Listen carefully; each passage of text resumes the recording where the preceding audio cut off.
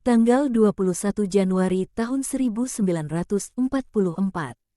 Untuk menghiburku dalam penderitaanku yang kompleks dan membuatku melupakan kejahatan manusia, Yesusku menganugerahiku kontemplasi manis ini. Aku melihat sebuah aula mewah. Sebuah kandelar dengan banyak cabang tergantung di tengah aula dan sepenuhnya dinyalakan. Aula dihiasi permadani gantung yang indah. Ada perabotan dan kursi-kursi yang indah bertatah dan didekorasi dengan gading dan daun-daunan dari logam mulia. Ada sebuah meja bujur sangkar besar di tengah, terdiri dari 4 meja yang digabungkan menjadi satu. Meja telah ditata untuk banyak tamu, semuanya laki-laki, dan dihampari taplak-taplak meja yang indah serta peralatan makan yang sangat mewah. Ada ampora-ampora dan cawan-cawan mahal dan banyak pelayan hilir mudik sekeliling meja menyajikan makanan dan menuangkan anggur. Tidak ada orang di tengah meja bujur sangkar. Aku dapat melihat lantai yang indah yang memantulkan cahaya dari kandelar minyak. Sekeliling meja ada banyak dipan-dipan, semuanya ditempati oleh para tamu. Aku tampaknya berada di suatu pojok temaram di ujung aula, dekat sebuah pintu yang terbuka lebar, meski disekat oleh sebuah permadani gantung yang berat yang digantung pada pintu. Tuan rumah dan para tamu paling penting berada di sisi seberang, yakni sisi paling jauh dari pintu.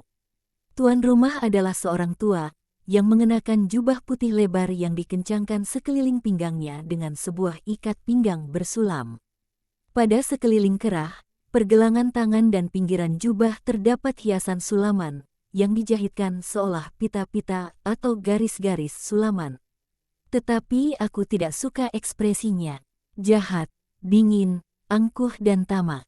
Di sisi seberangnya, berhadapan dengannya, adalah Yesusku. Aku melihatnya dari samping, nyaris dari belakang punggungnya. Ia mengenakan jubah putih biasanya, sandal, dan rambutnya yang panjang dibelah dua pada bagian kening. Aku melihat bahwa baik ia maupun semua tamu tidak duduk tegak sekeliling meja, seperti yang aku pikir akan dilakukan orang di dipan-dipan itu. Sebaliknya mereka berbaring sejajar. Dalam penglihatan mengenai perkawinan di Kana, aku tidak memberikan banyak perhatian pada detail-detail ini. Aku melihat bahwa mereka makan dengan bertumpu pada siku kiri mereka, tetapi mereka tidak kelihatan sungguh berbaring. Mungkin sebab dipan-dipannya lebih pendek dan tidak sebegitu mewah. Yang aku lihat sekarang ini adalah sungguh pembaringan-pembaringan, dan kelihatan seperti dipan-dipan Turki modern. Yohanes ada dekat Yesus dan sebab Yesus berbaring pada siku kirinya, seperti semua orang lainnya, Yohanes berada di antara meja dan tubuh Yesus, dengan sikunya sejajar dengan kunci paha sang guru. Agar dia tidak menghalanginya sementara ia makan, tetapi jika dia mau, dia dapat berbaring tersembunyi pada dadanya. Tidak ada perempuan di meja. Mereka semua berbicara dan tuan rumah sesekali berbicara kepada Yesus dengan keramah tamahan yang nyata dibuat-buat. Jelas bahwa dia ingin menunjukkan kepadanya dan juga kepada mereka semua yang hadir, bahwa dia sangat menghormatinya, seorang nabi miskin dan agak pemarah, sebagaimana banyak orang menganggapnya demikian, dengan mengundangnya ke rumahnya yang mewah. Aku melihat Yesus menjawab dengan lemah lembut dan tenang. Ia tersenyum samar pada mereka yang mengajukan pertanyaan-pertanyaan kepadanya, tetapi senyumnya menjadi cemerlang apabila Yohanes berbicara kepadanya atau bahkan sekedar menatapnya. Aku melihat tirai indah yang menutupi pintu disingkapkan dan seorang perempuan muda masuk. Dia cantik jelita, berpakaian mewah dan rambutnya ditata mengagumkan. Berkas-berkas rambut pirangnya yang sangat tebal dijalin secara artistik membentuk sebuah hiasan indah pada kepalanya. Rambutnya begitu kemilau dan lebat hingga dia seolah mengenakan sebuah helm keemasan dengan hiasan relief. Jika aku hendak membandingkan gaun yang dikenakannya dengan gaun-gaun yang selalu aku lihat dikenakan Santa Perawan Maria, akan aku katakan bahwa yang ini sangat istimewa dan rumit. Ada gesper-gesper pada bahu, hiasan-hiasan untuk menautkan lipit-lipit di atas dada, rantai-rantai emas kecil untuk memberi bentuk pada dada, dan ikat pinggang berhiaskan kancing-kancing dan batu-batu permata. Sungguh sehelai gaun yang vulgar, yang menonjolkan bentuk tubuhnya yang indah. Kerudung di kepalanya begitu tipis hingga tidak menutupi apapun, sekedar merupakan tambahan hiasan belaka. Sandalnya adalah sandal yang sangat mahal, dari kulit merah dengan gesper-gesper emas dan tali temali yang dijalin sekeliling mata kakinya. Semua orang, terkecuali Yesus, berpaling untuk memandangnya. Yohanes menatapnya sejenak, lalu menatap Yesus. Yang lain-lainnya menatap padanya dengan angan-angan jahat yang kentara. Tetapi perempuan itu tidak memandang mereka, pun tidak mempedulikan bisik-bisik yang muncul saat dia masuk, ataupun kedipan mata orang-orang yang hadir, terkecuali Yesus dan muridnya. Yesus berpura-pura tidak melihat apa-apa. Ia melanjutkan percakapannya dengan tuan rumah. Perempuan itu pergi menghampiri Yesus dan berlutut di kaki sang guru. Dia menempatkan di atas lantai sebuah vas kecil, berbentuk seperti sebuah ampora berperut gendut, menanggalkan kerudungnya sesudah melepaskan sebuah jepit panjang yang mahal harganya, yang melekatkan kerudung pada rambutnya. Dia melepaskan cincin-cincin dari jemarinya dan menempatkan semuanya di atas dipan dekat kaki-kaki Yesus. Dia lalu menempatkan kaki-kaki Yesus pada kedua tangannya, pertama kaki kanan dan lalu kaki kiri.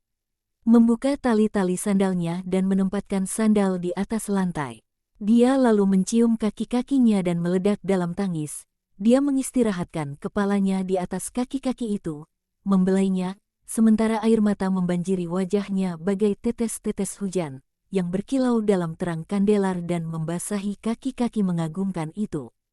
Yesus memalingkan kepalanya sekilas dan dengan perlahan, dan matanya yang dalam beristirahat sejenak pada kepala perempuan yang diistirahatkan itu. Suatu tatapan absolusi. Ia lalu melihat lagi ke tengah aula, membiarkannya bebas meluahkan air matanya. Namun tidak demikian halnya dengan mereka yang lain, mereka mencaci, mengedipkan mata dan mengejek. Si Farisi duduk tegak sesaat untuk dapat melihat dengan terlebih jelas dan matanya menyiratkan nafsu, kedongkolan hati dan cemooh. Dia berhasrat terhadap perempuan itu, dan perasaan itu jelas kentara. Dia mendongkol sebab perempuan itu telah masuk dengan begitu bebas, yang dapat menyebabkan orang-orang lainnya berpikir bahwa dia adalah tamu yang biasa berkunjung ke rumah itu.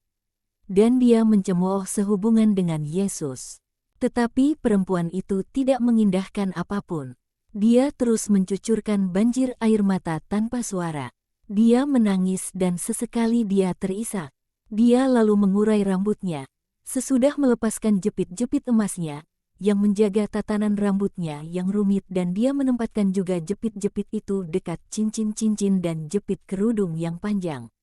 Gulungan-gulungan rambut keemasan terjuntai di punggungnya. Dia meraih rambutnya dengan kedua tangan, membawanya ke depan tubuhnya dan menyapukannya pada kaki-kaki Yesus yang basah. Hingga dia melihat bahwa kaki-kaki itu sudah kering. Dia mencelupkan jemarinya ke dalam vas kecil dan mengeluarkan balsam kekuningan yang sangat harum mewangi. Suatu harum semerbak, perpaduan antara bunga lili dan tuberos, Polyanthus tuberos, rempah-rempah, tersebar ke segenap penjuru aula. Perempuan itu menggunakannya dengan royal, dia melumurkannya, sembari mencium dan membelai kakinya sekaligus. Yesus sesekali menatap padanya dengan penuh cinta belas kasihan. Yohanes, yang memandang sekeliling dengan tercengang ketika perempuan itu meledak dalam tangis, tidak dapat mengalihkan matanya dari Yesus dan si perempuan dan menatap keduanya bergantian. Wajah si Farisi menjadi semakin bertambah muram. Aku sekarang mendengar sabda-sabda terkenal itu dari Injil dan aku mendengarnya diucapkan dalam suatu nada dan dengan suatu tatapan, yang menyebabkan orang tua yang mendongkol hati itu menundukkan kepalanya. Aku mendengar kata-kata absolusi untuk perempuan itu, yang pergi dengan meninggalkan perhiasan-perhiasannya di kaki Yesus. Dia sudah mengikatkan kerudung sekeliling kepalanya. Dengan demikian mengikat rambutnya yang berantakan sebaik mungkin. Yesus, sementara berkata padanya, "Pergilah dalam damai," menempatkan tangannya sesaat di atas kepalanya yang beristirahat. Suatu gerakan yang sungguh teramat lemah lembut.